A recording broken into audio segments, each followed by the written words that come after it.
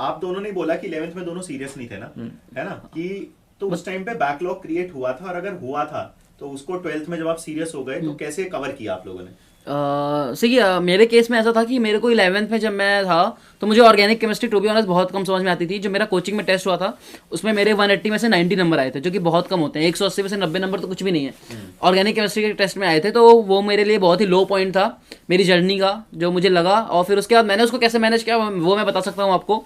मैंने 12th में आने के बाद जब मैं 12th पढ़ रहा था तो मैंने क्या किया, साइड बाय साइड डेली 1 से 2 घंटे, मतलब मैंने क्या किया ना, मैंने 7:3 रूल एक होता है उसको फॉलो करने की कोशिश करी।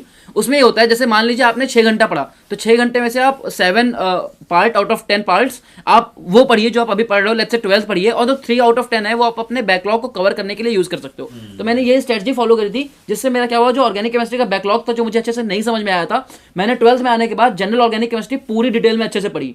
क्योंकि अगर मैंने जनरल ऑर्गेनिक केमिस्ट्री नहीं पढ़ी होती और 12th की ऑर्गेनिक केमिस्ट्री एक बार चालू हो जाती तो फिर there was no back turn, और मैं फिर हमेशा उलझा रहता। सो ये मैंने स्ट्रेटजी फॉलो करी थी। राइट। और आप कैसे क्लियर किए बैकलॉग? बैकलॉग सबसे पहले मैंने बायोलॉजी उठाया था, क्योंकि मुझे एक मोटिवेशन की ज़रूरत थी। मुझे पता था कि अगर मैं बायो उठाऊंगा जल्दी से सारा कवर कर लूंगा, और उसके बाद मुझे ऐसा लगेगा कि हाँ ठीक है अब कम सिलेबस बचा हुआ है, मैं कर सकता हूँ। तो सबसे पहले बायो उठा के मैंने करी, स्पेशली जूलॉजी सबसे पहले। उसके बाद में फिर मैंने धीरे धीरे करके सारे बाकी सब्जेक्ट्स कवर किया, और वो धीरे धीरे over the course of time हो जाएंगे। क्योंकि जब आप फिजिकल केमिस्ट्री करोगे तब आपको लगेगा कि 11th की फिजिकल केमिस्ट्री रिविजिट कर लेते हैं एक बार।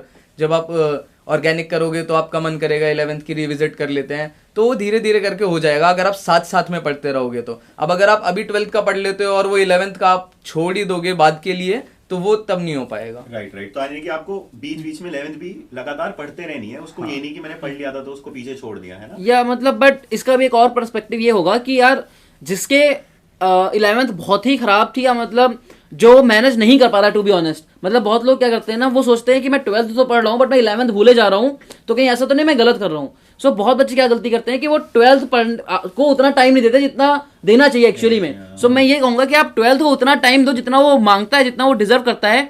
ये नहीं होना चाहिए कि 11th की वजह से 12th भी छोड़ दिया। राइट। तो यानी कि ऐसा ना हो कि बैकलॉग क्लियर करने के चक्कर में और बैकलॉग। हाँ एग्जैक्टली।